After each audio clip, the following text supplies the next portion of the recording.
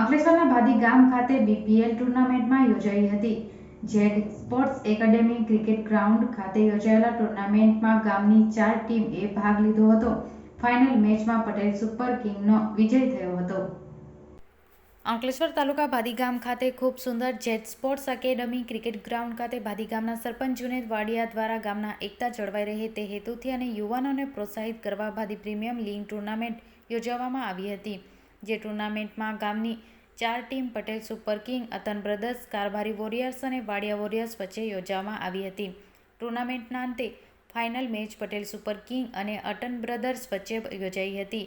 જેમાં Patel super કિંગે toss જીતી પ્રથમ દાવ લેતા 20 ઓવરમાં 171 રન કર્યા હતા. જે જવાબમાં 171 રનનો ટાર્ગેટ ચેઝ કરતા અતન બ્રદર્સની ટીમ 127 રનમાં ઓલ આઉટ થઈ જતા પટેલ સુપર વોરિયર્સનો 44 રનથી વિજય થયો હતો.